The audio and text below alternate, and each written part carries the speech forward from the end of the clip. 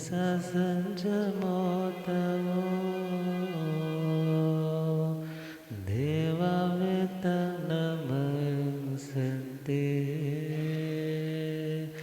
जसधमे स्वया भणो।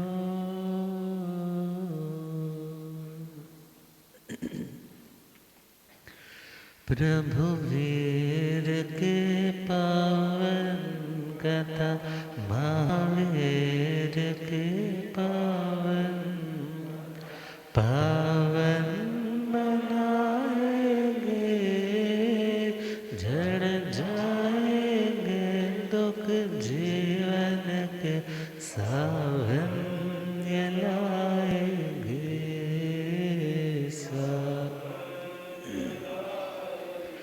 प्रभु वीर के पावन कथा महावीर के पावन पावन बनाएंगे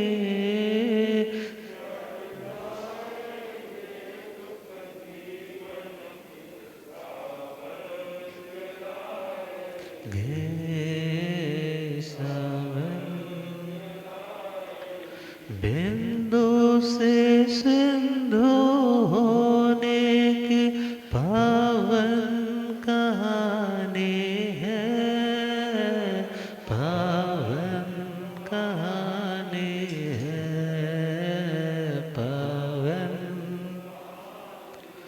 कुछ बातें इसमें है नई कुछ तो पुरानी है कुछ तो है कुछ तो मंजिल से जो भटके उन्हें मंजिल से जो भटके रास्ता दिखाएंगे झड़ जाएंगे दुख जीवन के सावन के सावन। अनंत अनंत शांति की निकेतन शासनपति श्रमण भगवान महावीर स्वामी के पावन चरणारविंदों में हार्दिक भावना वंदन नमन। मेरे अंधेरे जीवन को रोशनी प्रदान करने वाले परम उपकारी आगम ज्ञान के भंडार आगम ज्ञाता आगम पुरुष जन शास्त्र रतन हिमाचल की श्री उपाध्याय भगवंत श्रद्धेय गुरुदेव श्री जितेंद्र मुनि जी महाराज साहब के पावन चरण कमलों में हार्दिक भावना वंदन नमन। पाठ पर विराजमान सेवाभावी श्री प्रशमित मुनि जी, धर्म सेवा में उपस्थित धर्मानुरागियों, सुशीलवती माताओं एवं बहनों, असीम पुण्योदय से भाग्योदय से आप सबको संतों का समागम और वीतरागवाणी श्रवण करने का सुअवसर प्राप्त हो रहा है। श्रवण कर रहे हैं परमात्मा महावीर स्वामी की मंगलमय पावन महायात्रा निर्वाण की ओर, बिंदु से सिंधु बनने की वह सुंदर विहार चतुर्मास श्रृंखला। परमात्मा महावीर स्वामी जो श्रावस्ती नगरी में विराजमान थे और जैसे जैसे गौशाले को मालूम पड़ता है कि मेरा सारा चिट्ठा भगवान ने जनता के सामने खोल दिया। बहुत बार लोगों का क्रोध जायज होता है, मगर अक्सर जो क्रोध आता है वो नाजायज आता है। क्यों नाजायज होता है? बहुत बार व्यक्ति झूठा होने पर भी खुद को सच्चा सिद्ध करने के लिए अपने क्रोध का इस्तेमाल करता है। उसे लगता है कि मैं चिल्लाऊंगा, ज़ोर से बोलूँगा, आवेश से बोलूँगा, सामने वाला दब जाएगा, और दब जाएगा तो अपनी बात से पीछे हट करके मेरी बात पे ही दुनिया स्टैंप लगा देगी कि यही व्यक्ति सच्चा है। मगर भगवान तो नमो जीर्णाणम जी भयानक थे। ना तो वो स्वयं डरते थे और ना किसी को डराते थे। खुद निर्भय थे, दुनिया को निर्भयता का मंत्र देने वाले थे कि तुम किसी को भी आहत मत करो, तुम्हें भी कोई दुख, कोई क्लेश नहीं होगा। तो परमात्मा के सम्मुख वो गौशालक उपस्थित हुआ और भगवान को आकर के अनाप शनाप बोलने लगा कि आप जिस गौशाले के बारे में बात करते हैं, मैं तो उस गौशाले के मात्र देह का प्रयोग कर रहा हूँ, मेरा नाम तो औदाई है। अब भगवान तो सब जानते हैं, और छोटे संत सर्वानुभूति और सुनक्षत्र जी उसकी इन कठोर भाषा के व्यवहारों को नापसंद करते हुए उसके विरोध में बोलने के लिए सामने आते हैं, उसको रियलाइज करवाने के लिए कि तुम जिनका आज अवर्णवाद, जिनकी निंदा कर रहे हो, वो कोई सामान्य नहीं, बल्कि उन्होंने तो तुम्हें बहुश्रुत बनाया। तुम अनघड़ को कितना कुछ समझाया, सिखाया, उन्हीं की बदौलत आज तुम दुनिया में इतना नाम पा रहे हो। मगर कहाँ दिमाग सेट आता है जब 11 लाख से ऊपर किसी को मानने वाले लोगों की श्रृंखला हो, और भगवान के मानने वाले तो आधे से भी कम थे, और उसको मानने वाले भगवान से भी ज़्यादा थे। तो वो व्यक्ति अपने उस वर्चस्व को कायम रखने के लिए भगवान को ही झूठा सिद्ध करने की कोशिश कर रहा है। तो सुनक्षत्र सर्वानुभूति, सर्वप्रथम सर्वानुभूति को उसने अपनी तेजोलब्धि से जला करके राख कर दिया। अब उस शक्ति का ह्रास हो गया। अब उस शक्ति का तेज पहले जैसा नहीं रहा। जब पहले जैसा नहीं रहा तो फिर उसने दोबारा से सुनक्षत्र मुनि के ऊपर भी अपनी तेजोलब्धि का प्रहार, वो अध जले से हुए मगर प्रतिक्रमण प्रायश्चित संलेखना लेकर के वो 12वें देवलोक में गए, और ये 8वें देवलोक, एक एक भव लेकर के ये संसार को तर जाएंगे। तो परमात्मा ने जब देखा कि अब मुझे कुछ कहना चाहिए, भगवान कहने लगे, तुम्हारा हश्र तो उस चोर की भांति है जो तिनके की ओट में, तिनके की आड़ में खड़ा होकर के यह सोचे कि मेरे को कोई देख नहीं रहा, मगर हे गौशालक, हे मंगली पुत्र गौशाल, मेरे से तुम्हारा वास्तविक परिचय छुपा हुआ नहीं। अब भगवान कह रहे हैं कि उन संतों ने कहा तो गलत नहीं। यदि कोई धर्म का संदेश तुम्हें थोड़ा सा भी सिखाता है, तुम्हें उन मार्ग से हटाकर सन्मार्ग में लगाता है, तो ऐसे आत्मा का तो उपकार मानना चाहिए, ऐसी आत्मा के प्रति तो सम्मान का भाव रखना चाहिए, मगर तुमने ऐसा नहीं किया।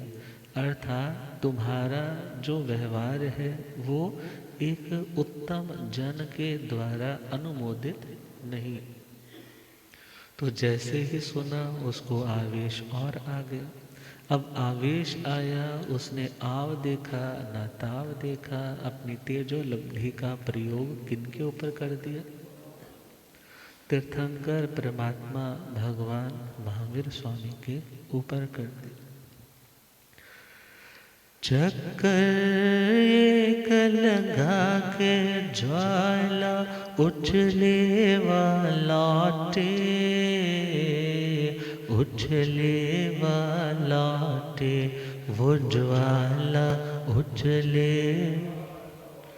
उसी के देह में घुसी के जिसकी नियत थे खोटे,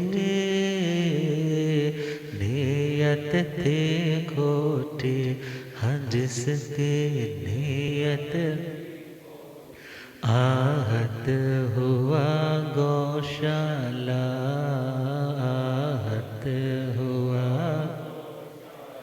ओ आहत हुआ तो बोला तेरी मौत हो जाएगी, झड़ जाएंगे दुख जीवन के सावन लाएंगे, सावन। जैसे ही लब्धि का प्रयोग किया वो भगवान का एक सर्कल लेकर के क्या हो गई, ऊपर की ओर उछली, और जैसे ही उछली तो रिवर्स बूमरैंग की तरह रिवर्स किसकी ओर गई, उसी गौशाले की ओर। और जैसे ही गौशाले की ओर गई तो उसके तन बदन में प्रवेश होकर के उसको जलाने लग पड़ा, कराहने लग पड़ा।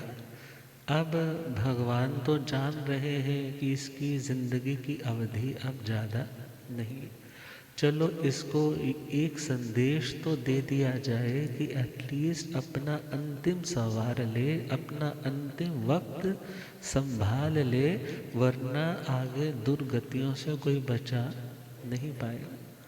तो भगवान तो यह सोच रहे हैं और इधर गौशाला क्रोध के मारे भगवान से क्या बोलता है कि मेरी इस तेजोलब्धि से तुम 6 महीने के अंदर अंदर अकेवली अजिन छदमस्त अवस्था में काल धर्म को प्राप्त कर जाओ। 6 महीने में देह में पित्त ज्वर पैदा होगा, क्योंकि अग्नि से पित्त प्रकोपित होता है। क्योंकि जब कभी देखा होगा बॉडी हीट बढ़ती है तो एसिड बढ़ जाता है, और जब एसिड बढ़ता है तो उसके कारण वेदना, उसके कारण बुखार भी आ जाता है, और फिर उसके कारण कईयों को वॉमिटिंग्स लग जाते हैं, कईयों को लूज मोशंस लग जाते हैं, क्योंकि गर्मी अंदर ज़्यादा बढ़ रही। तो बोला कि तुम 6 महीने के अंदर इस पित्त दाह ज्वर से पीड़ित होकर के अतिसार अर्थात वो खूनी दस्त की उस बीमारी से तड़प तड़प करके बिना केवल ज्ञान के काल कर जाओ। भगवान को तो केवल ज्ञान हो चुका है, मगर वो क्या बोल रहा है, बिना केवल ज्ञान के मर जाओ। बिकॉज वो खुद तो केवली, एक केवली ही पहचान सकता है एग्जैक्ट में कि किसी को केवल ज्ञान है या नहीं, या जो शास्त्र के अनुकूल जो लक्षण दिए जाते हैं वो घटित होते हैं, और शास्त्रीय बातों से उनकी बात का कोई विरोध दिखाई नहीं देता, और उनके कथनी में और करने में रत्ती मात्र का भी अंतर दिखाई नहीं देता। ऐसी आत्माओं का चारित्र यथाख्यात, यथाख्यात मतलब जैसा वो कहते हैं वैसा वो पालते। मगर आज के टाइम में इस भरत क्षेत्र में यथाख्यात चारित्र तभी तो साधु साध्वियों के कथनी और करने में कहीं कहीं कभी कभी अंतर दिखाई देता ही रहता है। और इस कारण बहुत से लोग कह देते हैं, सुनाते तो बहुत बड़ी बड़ी बातें हैं, मगर इनकी लाइफ में सारी चीज़ें तो विचार करना है वो इस टाइम में हो भी नहीं पाएगी। बिकॉज कोशिश हो सकती है उसकी, मगर यथाख्यात चरित्र प्रकट अभी नहीं हो पाएगा। बिकॉज अभी का चारित्र कहाँ तक हो सकता है, क्योंकि जब परिहार विशुद्धि चारित्र का भी लोप चल रहा है तो सामायिक चरित्र छेदोपस्थापनीय चारित्र तक, तो यथाख्यात चरित्र तो बहुत ऊंची स्थिति, और भगवान की स्थिति तो यथाख्यात चारित्र वाली केवल ज्ञान के धारक वो चारित्र है। तो भगवान तो जानते हैं कि मेरे को केवल ज्ञान हो चुका है, मगर इसके कहने से मैं छदमस्त बनने वाला अब सपोज करो ना, कोई तुम्हें, आप सपोज करो आपका वेट हो 110 किलो और कोई आपको बोले जी तू तो बहुत पतला लग रहा है, तू तो बहुत स्लिम हो गया, बिल्कुल हवा एक फूंक लगाओ और उड़ जाए, तो ऐसा बोलने से तुम पतले तो होने वाले। और यदि कोई व्यक्ति किसी गाय को देख करके बोले अरे शेर आ गया, शेर आ गया, तो बोलने से गाय शेर बनने वाली।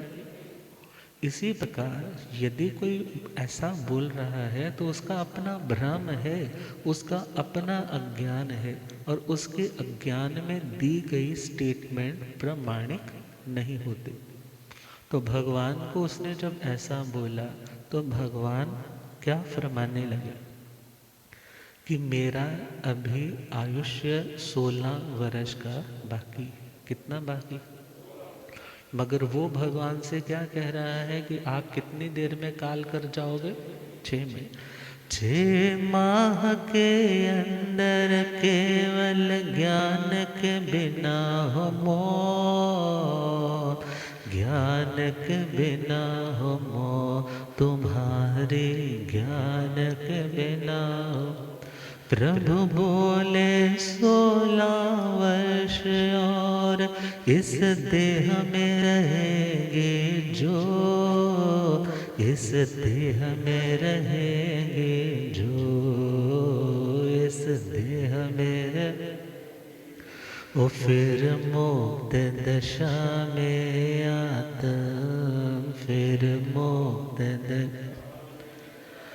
ज्योति सिद्ध हो जाएंगे, झड़ जाएंगे दुख जीवन के सावन लाएंगे, सावन। गौशाले तेरा 7 दिवस में हो जाए प्रयाण, हो जाए प्रयाण, होगा चर्चा में हराया मुनियों ने लौटा अपने स्थान, लौटा अपने स्थान, गौशाला लौटा भयंकर दास सप्ताह, भयंकर दास सप्ताह में मृत्यु हो जाएंगे, झड़ जाएंगे दुख जीवन के सावन लाएंगे,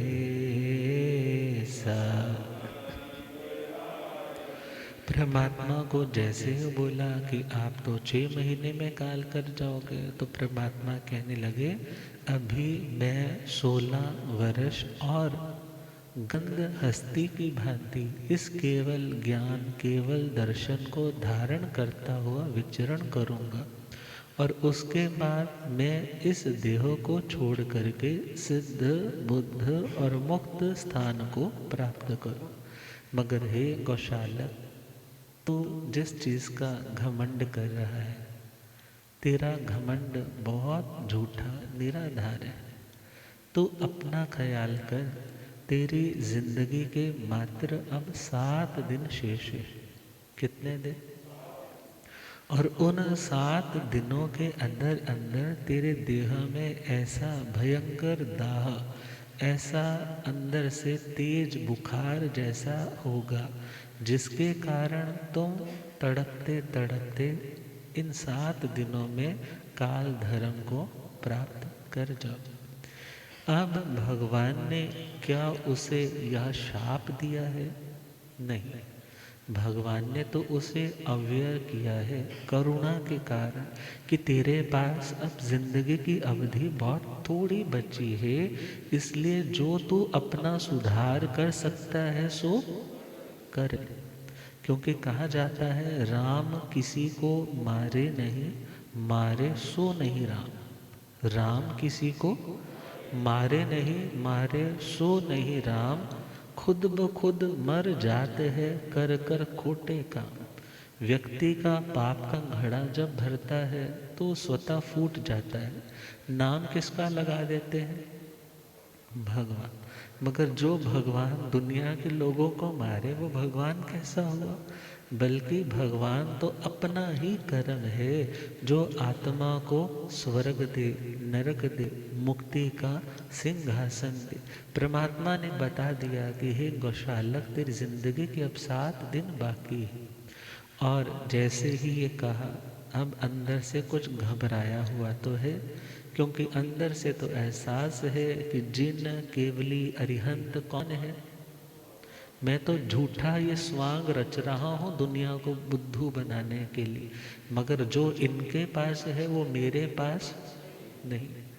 अब परमात्मा को जैसे ही चुनौती भरे शब्दों में बोला है, मगर भगवान ने अब देखा कि इसके पल्ले अब कुछ रहा। तेजो लब्धि का भी जो असर था, जो उसकी शक्ति थी, वो भी क्षीण हो गई। तो संतों से कहा, अब इसके साथ चर्चा करना चाहते हो तो करो। अब वो फिलॉसफिकल चर्चा, दार्शनिक चर्चा, सिद्धांतों की चर्चा होती और भगवान के अणगार उसे चर्चा में पराजित कर देते। छोटा सा मुंह लिए क्रोध का मारा वहाँ से निकल करके हलाहल कुम्हारन के उस स्थान पे पहुँचता। अब जो तेजोलेशा भगवान पे छोड़ी थी वो रिवर्स होकर के कहाँ पहुँची? अब उसकी इतनी ज़्यादा उष्णता है कि वो उस उष्णता गर्मी को संभाल नहीं पा रहा। कभी ठंडे पानी से बार बार स्नान करता है, कभी कच्ची कच्ची अम्बियों का क्या बनाते हैं आप गर्मियों में? पन्ना बनाते हैं। कभी वो कच्चा आम चूसता है, कभी फिर पानी पीता है। क्यों? कि अंदर क्या हो जाए, कुछ शीतलता आ जाए। बेचैन है, कभी सिर नोचता है, कभी तन नोचता है, मगर अब शांति नहीं मिली। चलते चलते उसे एहसास हो गया, एक दिन बीता, 2, 3, 4, अब तो काउंटडाउन स्टार्ट हो गया। अब तो मेरी मृत्यु वास्तविक रूप से बहुत सन्निकट है। मगर अपने शिष्यों से बोलता है, जब मैं काल धर्म को प्राप्त कर जाऊं, मुझे स्नान आदि करवा करके, चंदन आदि का विलेपन करके, बिल्कुल शुद्ध धवल वाइट कलर के सफ़ेद वस्त्र पहना करके, आभूषण इत्यादि डाल करके मेरा ऐसा सुंदर सा विमान बनाना और पूरे शहर में श्रावस्ती की गली गली राजमार्ग में क्या करना, उसको घुमाना और दुनिया को बताना कि 24वें तीर्थंकर परमात्मा गौशाला निर्वाण को प्राप्त कर। अब सुना सबने, सभी तैयारियां भी कर रहे हैं कि ठीक है, क्योंकि भगवान की बात पे विश्वास तो आ ही गया, क्योंकि लक्षण दिखने लग पड़े। अब जैसे जैसे दिन नजदीक आ रहे हैं मृत्यु के, एकाएक सहसा उसका मिथ्यात्व घुलने लगा, मिथ्यात्व छटने लगा और मन कहने लगा, अरे गौशाले, तू तीर्थंकर, तूने तो तीर्थंकरों की अवज्ञा की। तूने तो 2 अणगारों को, जो किसी को कुछ नहीं कहते, जो पृथ्वी की भांति हर दुख सहते हैं, अरे तूने ऐसे मुनियों को भगवान की नजरों के सामने क्या कर दिया? खत्म कर दिया। धिक्कार है तुम्हें, तुमने बहुत भारी पाप का बोझ अपने सिर पर उठा लिया है। कैसे तेरा भुगतान होगा? अब अंतिम श्वासों की गिनती कर रहा है। अंतिम अवस्था में उसे गलती का हुआ था भान, गलती का हुआ था भान, गलती का। शिष्यों को बुला कर बोला, वीर प्रभु ही है भगवान, प्रभु ही है भगवान, प्रभु इस तरह कहानी अंत में, इस तरह कहानी अंत में एक मोड़ लाएंगे, झड़ जाएंगे दुख जीवन के, सावन ये लाएंगे, सावन। जब लगा कि मौत बिल्कुल सामने आ गई, अपने सभी शिष्यों को पास बुला करके बोला, मैं तुम्हें आज जिंदगी का सत्य बताने जा रहा हूँ। मैं जिन नहीं हूँ, मैं केवली नहीं हूँ, मैं तीर्थंकर नहीं हूँ। तीर्थंकर परमात्मा तो कौन है? श्रवण भगवान महावीर स्वामी। मैं कैसा कृतघ्न रहा, मैंने उनके उपकारों को भुला दिया। वो वास्तव में वीतरागी आत्मा है, वो तिन्नाणं तारयाण, मगर मैंने उनका क्या किया? तिरस्कार किया। उनके सामने संतों को जला करके नष्ट कर दिया। मगर मैं तुम्हें बता रहा हूँ, मैं जिन नहीं, केवली नहीं। इसलिए मेरे मरने के बाद मेरे बाएं पाँव के अंगूठे को रस्सी से बांध करके 3 बार मेरे मुंह पर थूकना, और 3 बार मुख पर थूक करके पाँव से रस्सी से खींच करके श्रावस्ती की गली गली में, बाजार बाजार में घसीटते हुए मेरे चक्कर लगवाना और दुनिया को बताना, ये जिन नहीं था, केवली नहीं था, अरिहंत नहीं था। अरिहंत केवली जिन तीर्थंकर तो कौन है? भगवान महावीर स्वामी। अंतिम क्षणों में भी देखो ना कैसे भाव आ गए, क्योंकि तीर्थंकरों की अवज्ञा, अरिहंतों की अवज्ञा दुर्लभ बुद्धि का कारण है। ऐसे लोगों को सच्ची समझ की प्राप्ति फिर आसानी से होती, मगर उसे एहसास हुआ, बिकॉज भगवान के साथ भी तो उसने पूरी तरह से श्रमण जीवन अपनाया था ना। जब भगवान अनार्य देश में गए, भगवान के साथ उन कष्टों को भी सहा था, जानता था कि एक साधु की चर्या क्या होती। अब जैसे ही आलोचना इत्यादि की और अंतिम समय आया और वहाँ से काल कर गए। अब काल हो गया, इधर शिष्य सोचते हैं हम इतनी बड़ी पब्लिक जो इन्हें मास जनरेशन फॉलो कर रही है, श्रावस्ती की गली गली में हम इनकी ऐसी दुर्दशा करके कैसे लेके जा सकते।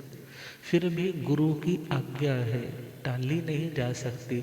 उस हलाहल कुम्हारन का बहुत बड़ा वो लैंडस्केप है, जगह है, सभी ओर से दरवाजे बंद कर दिए और श्रावस्ती नदी का मानो एक मॉडल क्रिएट किया, बनाया और एज्यूम किया ये चौराहे हैं, ये दरवाज़ा है, ये गलियां हैं, और वहीं पर पाँव के अंगूठे को बांध करके थूक करके उसे उसी नगरी में, मानो एक एज्यूम्ड नगरी में घुमाया और जोर जोर से कहा, ये जिन नहीं, केवली नहीं, तीर्थंकर नहीं। तीर्थंकर तो कौन है? श्रमण। फिर उसके बाद स्नान आदि करवाकर, चंदन आदि का विलेपन लगाकर, सफ़ेद शुद्ध वस्त्र पहनाकर पूरी श्रावस्ती नगरी में दुनिया के सामने वो जलसा, वो यात्रा निकाली। इस प्रकार इस गौशाले का ये सारा किस्सा कंप्लीट होता। और इसके बाद परमात्मा श्रावस्ती नगरी से मेढिया ग्राम की ओर विहार करते, क्योंकि तेजोलेश्या छोड़ी है, उसका कुछ प्रभाव तो शरीर पे आएगा ही। क्यों आएगा? बहुत से कह देते हैं तीर्थंकरों पे भी कष्ट आ जाते हैं। अरे तीर्थंकरों पे कष्ट आने का कारण है असाता वेदनीय कर्म। कौन सा कर्म? क्योंकि केवल ज्ञान जब पैदा होता है तो 4 घाती कर्म क्षय होते हैं, ज्ञानावरणीय, दर्शनावरणीय, मोहनीय और अंतराय कर्म। मगर यदि शरीर में कोई वेदना आती है, कष्ट आता है, तो उसका कारण तो वेदनीय कर्म है, असाता वेदनीय। वो असाता वेदनीय कर्म तो उनका कटा है, नहीं कटा है, ये तो विकल्प है ना। अब उस ऑप्शन के अकॉर्डिंगली भगवान का तो असाता वेदनीय कर्म अभी शेष था, बाकी था, और गौशाले ने निमित्त बनना था, और बना, और 6 महीने के बाद परमात्मा के देह में भी दाह ज्वर मानो अंदर से शरीर आग के अंगारे की तरह जलने लग जाता है, और उस बॉडी हीट के कारण, शरीर में गर्मी बढ़ने के कारण खून के दस्त लग गए। कौन से दस्त? रक्त अतिसार अर्थात खूनी दस्त आने लग पड़े। चेहरा कुछ कुछ कुम्हलाने लग पड़ा, क्योंकि शरीर है, देह है। अब संत देख रहे हैं कि मेढिया ग्राम में है, परमात्मा स्वस्थ नहीं है, चिंता सता रही है, और इस बात की कुछ ज्यादा ही चिंता सिंहा अणगार को होती। तो वही घटना, श्रावस्ती से प्रभु वीर जी मेढिया ग्राम गए, मेढिया ग्राम गए प्रभु जी मेढिया। साल कोष्टक चैत्य प्रभु के पावन चरण पड़े, पावन चरण पड़े, पावन। खूनी दस्त के व्याधि, खूनी दस्त के हलेशा कारण आएंगे, झड़ जाएंगे दुख जीवन के, सावन ये लाएंगे, सावन। मालू का कच्छ में सिंहा मुनि जी बेले बेले करते, बेले बेले करते, मुनि बेले बेले। धर्म ध्यान में प्रभु पीड़ा को सोच आहे भरते, सोच आहे भरते, पीड़ा को सोच आहे। ओ प्रभु काल किए तो भरी जगत में लुट पिट जाएंगे, झड़ जाएंगे जीवन के सावन ये लाएंगे, सावन।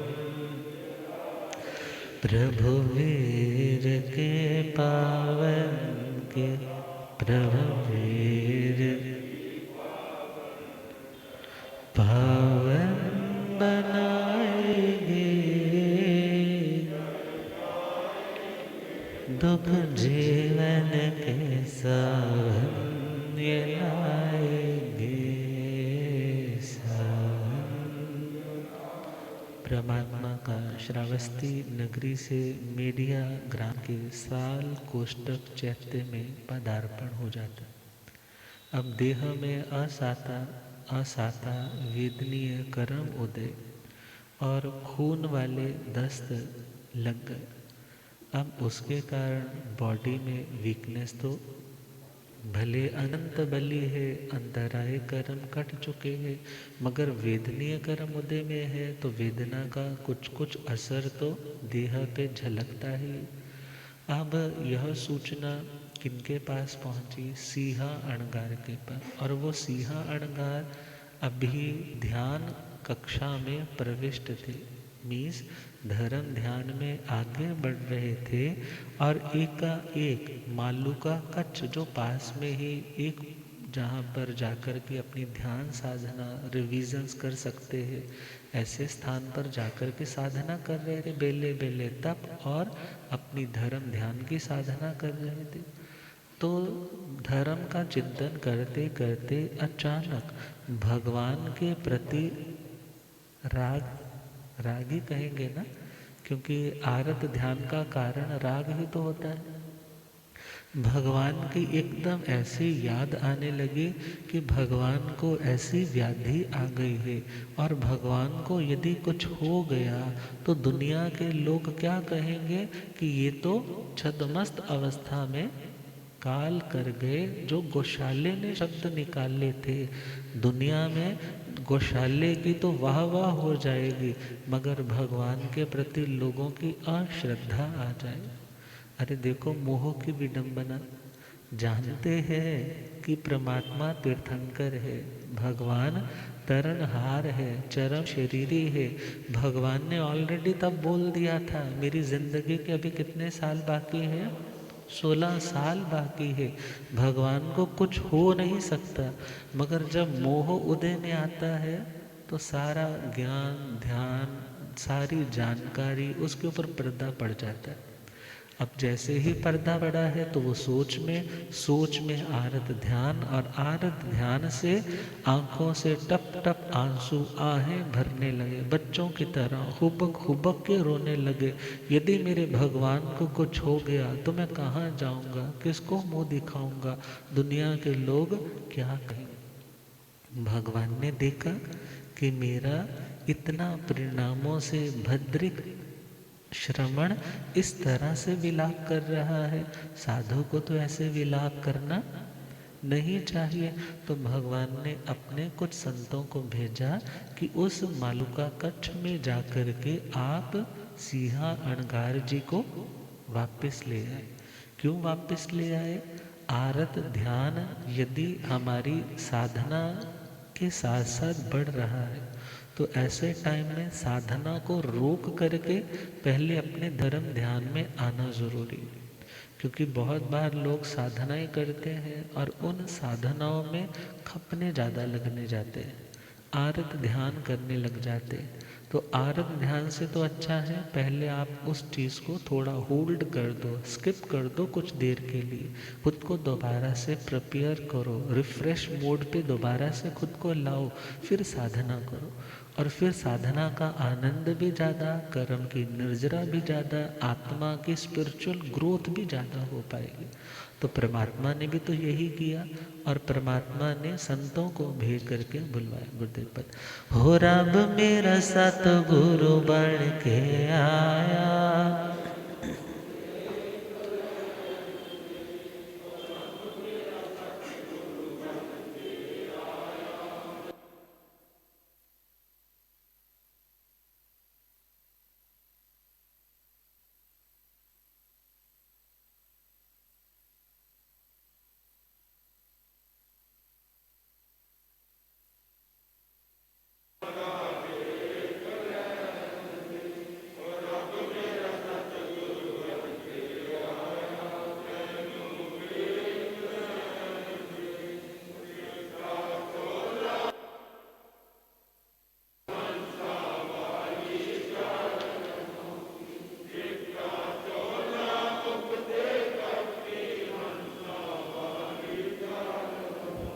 होत चुक जाए संसार, होत चुक जाए संसार, हो रब मेरे सतगुरु,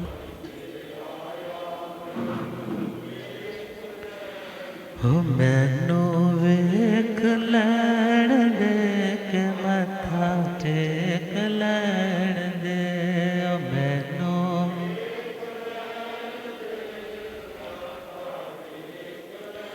हो रब मेरे सतगुरु बन के आया, मैनू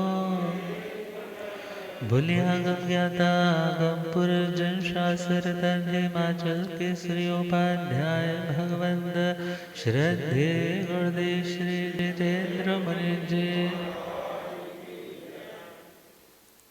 तो संत जाएंगे, उनको लाएंगे, और परमात्मा उन संतों की अशांति को, आरत ध्यान को कम करने के लिए उन्हें स्टेबल करने के लिए क्या बताएंगे कि मैं कैसे स्वस्थ हो सकता हूँ, उसका उपाय बताएंगे। और वहाँ पर भी निर्दोषता को प्रमुखता देते हुए कि आप जाना और रेवती श्राविका से ये चीज़ लेकर आना, मैं ग्रहण करूँगा और मैं इतने मात्र से ही क्या हो जाऊँगा, ठीक हो जाऊँगा।